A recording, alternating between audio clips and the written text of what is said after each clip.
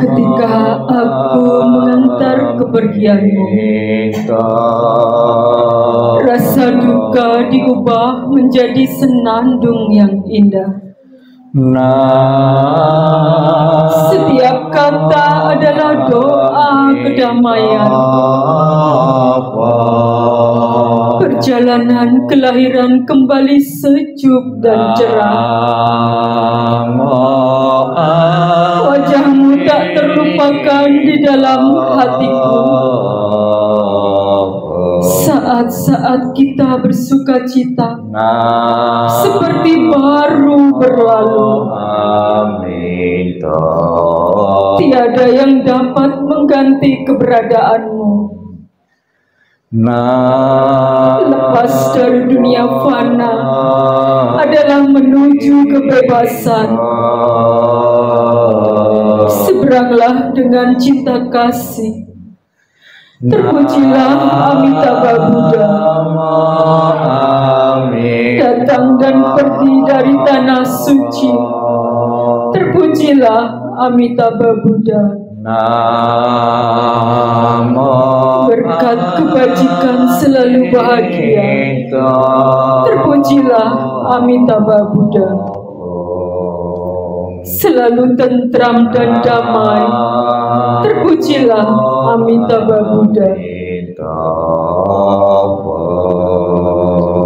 Ketika aku mengantar kepergianmu,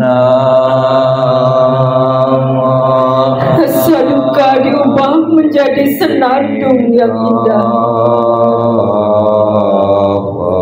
Setiap kata adalah doa kedamaian. Perjalanan kelahiran kembali sejuk dan cerah. Wajahmu tak terlupakan di dalam hatiku. Saat-saat kita bersuka cita seperti baru berlalu. Tiada yang dapat mengganti keberadaanmu.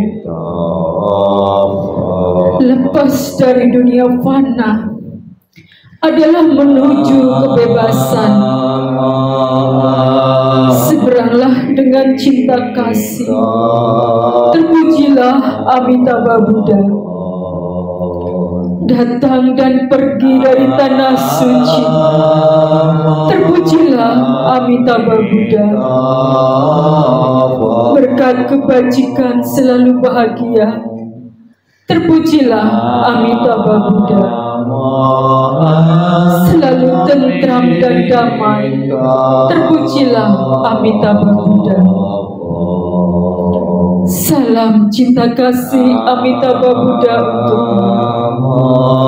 Salam cinta kasih Amitabha Buddha untukmu. Semoga Anda bertekad ingin lahir di tanah suci sebelah barat. Salam cinta kasih Amitabha Buddha untukmu. Terlahirlah di tanah suci, surga Sukawati. Semoga engkau dapat mengingat selalu pada Amitabha Buddha. Semoga engkau dapat terlahir di surga Sukawati. Amitabha Buddha memberkatimu. terlahirlah di tanah suci surga Sukawati. Salam cinta kasih Amitabha Buddha untukmu. Semoga Anda bertekad ingin lahir di tanah suci sebelah barat. Salam cinta kasih Amitabha Buddha untukmu. Terlahirlah di tanah suci surga Sukawati. Semoga engkau dapat mengingat selalu pada Amitabha Buddha. Semoga engkau dapat terlahir di surga Sukawati. Amitabha Buddha memberkatimu. Terlahirlah di tanah suci surga Sukawati.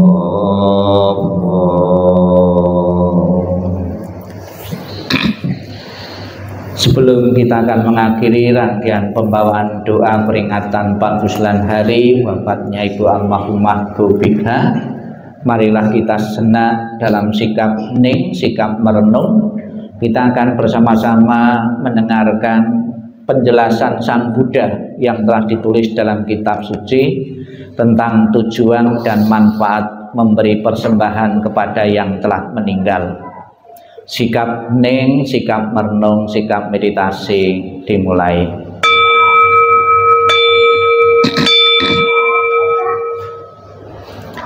Inilah yang disabdakan oleh Sang Buddha.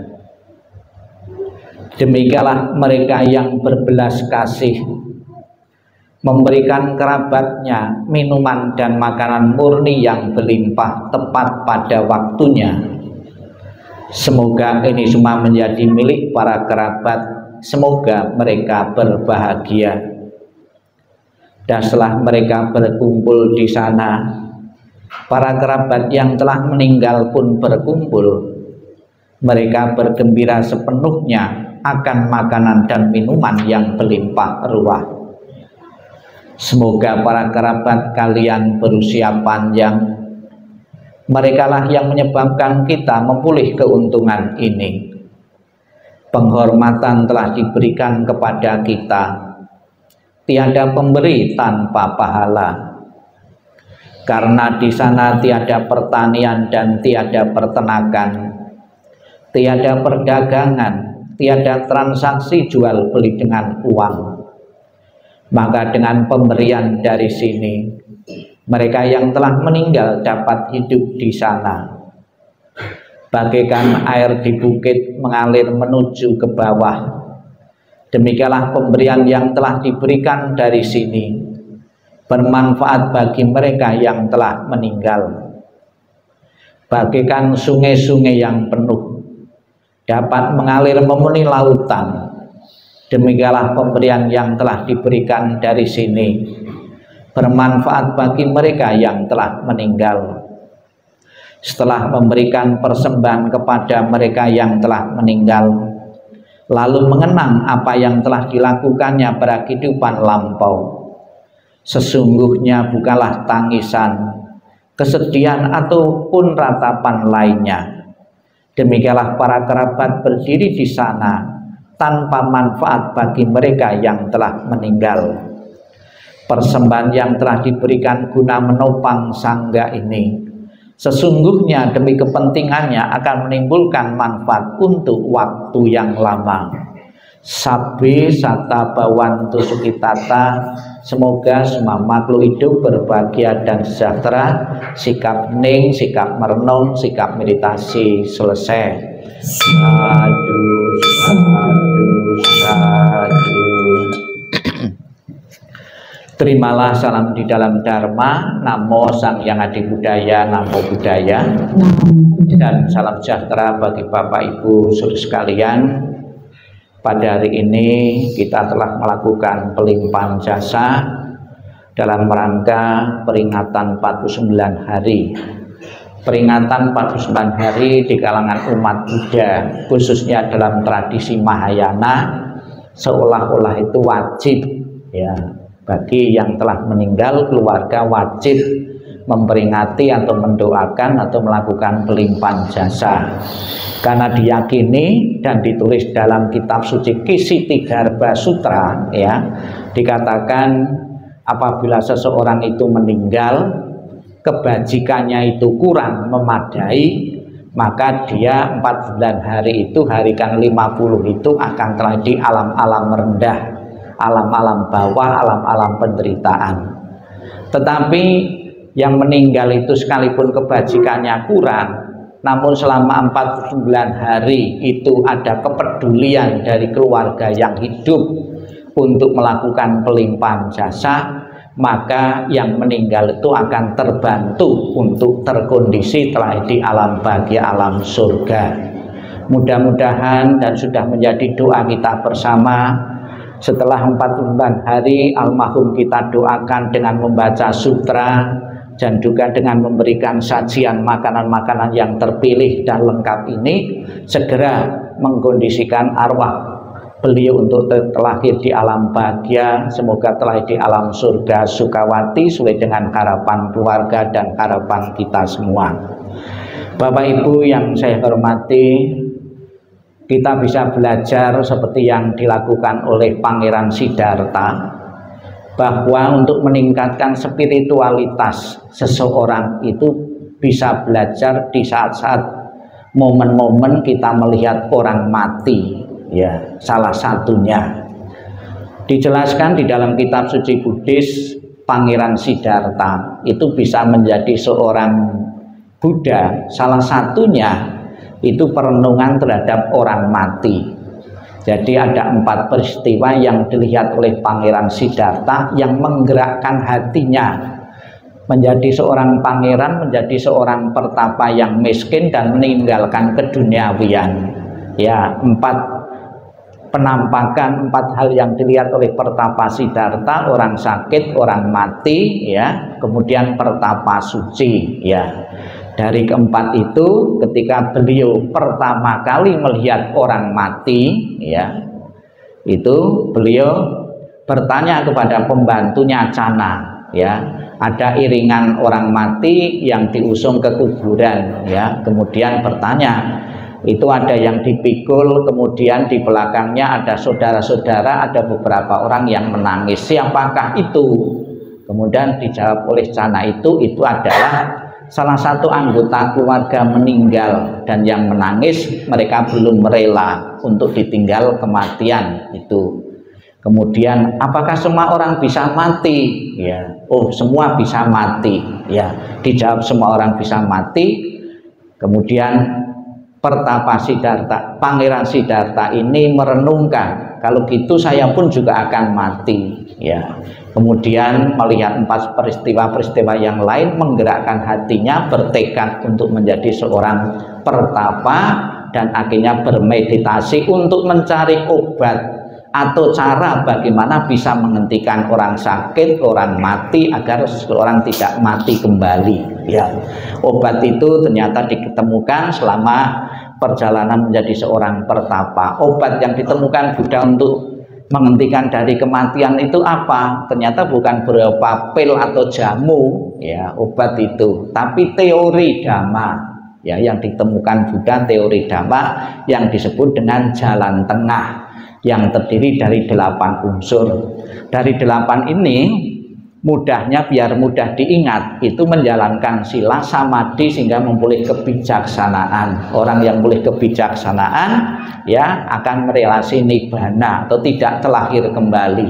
Seseorang yang tidak terlahir kembali, otomatis dia tidak akan mengalami sakit, tidak akan mengalami mati lagi, ya.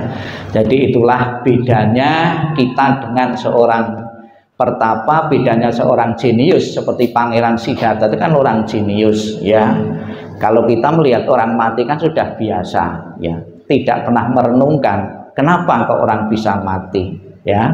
Kalau Pangeran Siddhartha, kejeniusan itu dipakai, ya. Jadi ada sebuah pernyataan, ya, jawaban dan pertanyaan itu lebih penting mana? Lebih penting pertanyaan. Karena ada jawaban itu kan didahului oleh pertanyaan, ya. Demikian pula dalam spiritual yang dilakukan oleh Pertapa Siddhartha itu pun juga demikian. Karena melihat kenapa orang bisa mati, dia memilih jawaban yang gemilang, yaitu mencapai penerangan sempurna. Kemudian kita bisa belajar juga tentang kematian dari saudara maupun dari orang lain yang bisa menggugah semangatnya untuk hidup lebih baik lagi.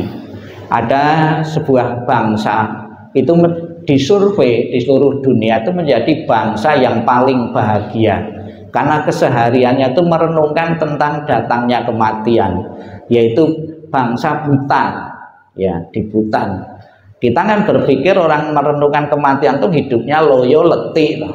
Ya, tapi justru orang yang ingat kematian justru menjadi orang yang penuh semangat, penuh energi. Kenapa? Kesehariannya itu diisi dengan kebaikan-kebaikan, tidak terlintas sedikit pun untuk melakukan kejahatan-kejahatan.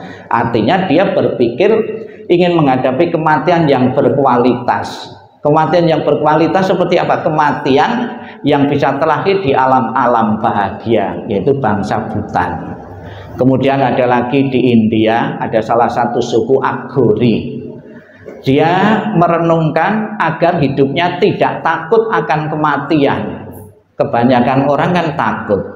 Bagaimana agar dia tidak takut terhadap kematian? Dia bergaul dengan orang-orang mati. Ya, bukan cuma bergaul, dia makan jasad dari orang yang mati. Aghori, salah satu bagian.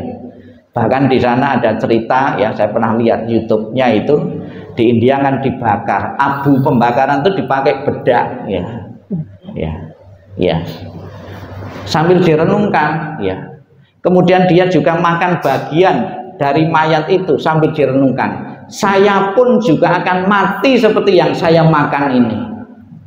Kita pun juga seperti itu sebetulnya, ya. Tapi tidak pernah melakukan perenungan. Ketika makan ayam goreng, bebek goreng, grameh goreng, kita tidak pernah merenungkan bahwa saya pun akan mati seperti ayam yang saya makan ini. Itulah bedanya, ya, orang-orang yang cerdas secara spiritual dengan orang-orang yang suka menikmati, ya, kesenangan-kesenangan duniawi. Ya, kita kan kebanyakan hanyut dalam kesenangan-kesenangan indriawi, kenikmatan-kenikmatan indriawi.